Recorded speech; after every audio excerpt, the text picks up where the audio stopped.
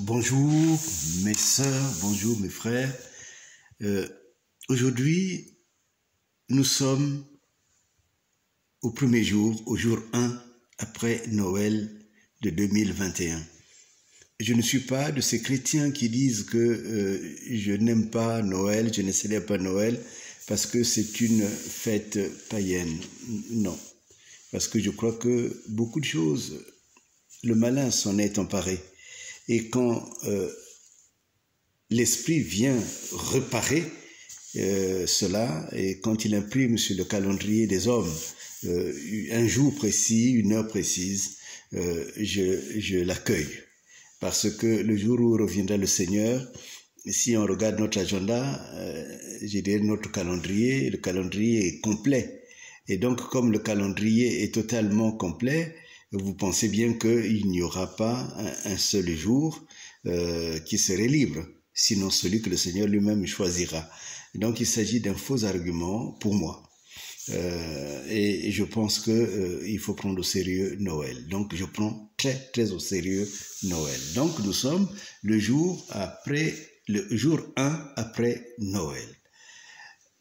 C'est-à-dire après la date que les hommes ont choisie pour fixer la naissance du Christ, pour dire dans l'histoire des hommes que Jésus est bien né sur cette terre.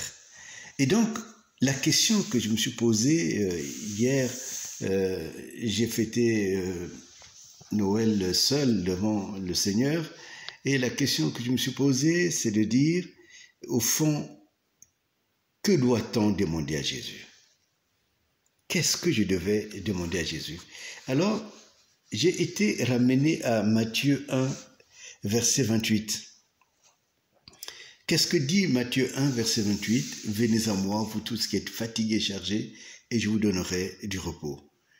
Et plus loin, il parle de son joug qui est un joug léger. Si quelqu'un vous dit que vous êtes chargé et qu'il vous dit « Viens, je vais te donner le repos », il est clair que tu penseras que c'est une plaisanterie. J'en ai pour preuve, quand j'étais au début de mon ministère, j'animais un groupe de réflexion biblique et de prière dans une ville qu'on appelle en France Trappes. Et je me rappelle un Congolais qui était venu me voir et qui disait « Mais tu sais, moi je ne crois plus en Jésus. » J'ai dit « Mais pour quelle raison ?» Alors il me dit « Mais Jésus, je lui ai simplement demandé de m'aider à payer un loyer, de payer mon loyer, mais il n'a rien fait. » Et cela m'a tellement découragé que j'ai cessé de croire en lui. Je l'ai beaucoup écouté et après on a continué la discussion. Je ne sais pas ce qu'est devenu cet homme et je prie de tout mon cœur qu'il ait découvert vraiment le vrai visage de Jésus. Alors, cela conduit donc à nous demander, mais ce repos dont Jésus parle, quel est-il? Quel est-il? Dans la journée, dans la nuit d'hier et d'aujourd'hui, il m'est venu une phrase du livre d'Angela Davis, une combattante noire américaine quand il se battait pour les droits civiques aux États-Unis. C'est un peuple que je respecte beaucoup, qui a beaucoup donné et qui a donné aussi beaucoup d'exemples à l'histoire. Alors, il disait que ce qui est terrible en prison, c'est qu'on ne te laisse pas un temps libre. Tu n'es jamais libre, tu n'es jamais à toi-même. Tu es toujours commandé, tu es toujours mis sous désordre, sur du travail.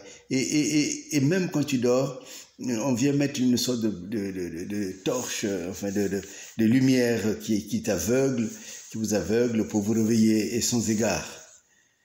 La prison, ceux qui l'ont faite, ceux qui ont été, surtout les prisonniers politiques, savent ce que cela représente.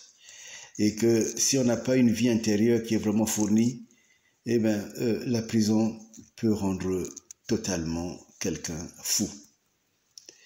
Et alors, c'est cette parole qui m'est revenue, qui m'a conduit sur la voie de ce que le Seigneur offre. Jésus dit, vous êtes tous fatigués et chargés. Vous êtes tous inquiets parce que vous ne savez pas de quoi vous vêtir et de quoi vous nourrir. Mais en fait, cette charge, elle est lourde pour vous parce qu'elle n'est pas un travail particulier. Ce n'est pas une œuvre, mais c'est une situation. C'est-à-dire que vous êtes sous un joug.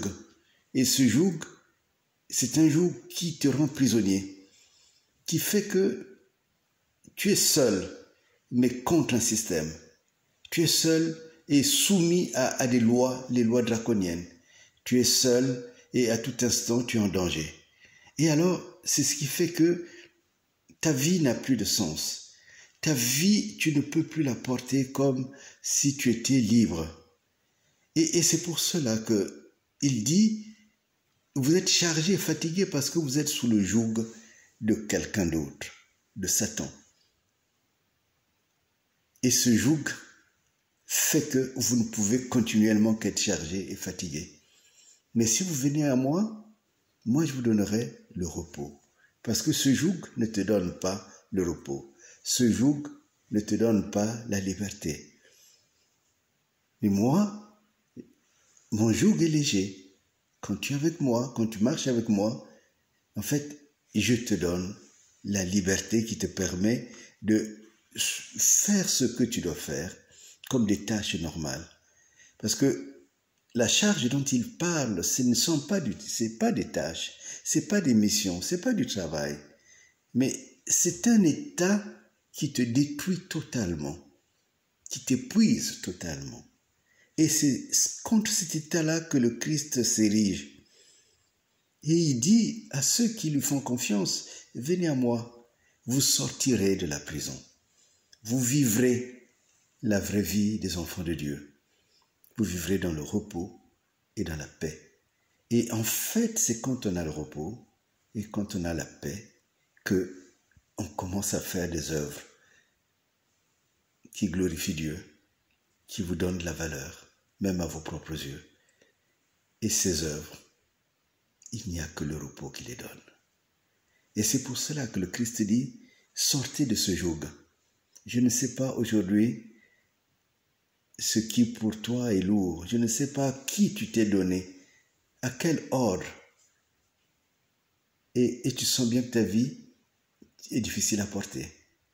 Et le Christ, en ce jour 1, après Noël, te dit, viens à moi, je te donnerai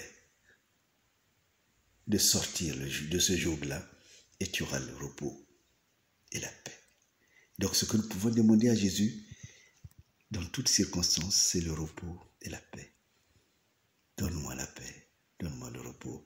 Et quand Jésus venait, après la résurrection, vous voyez ses disciples, il dit toujours, la paix soit avec vous.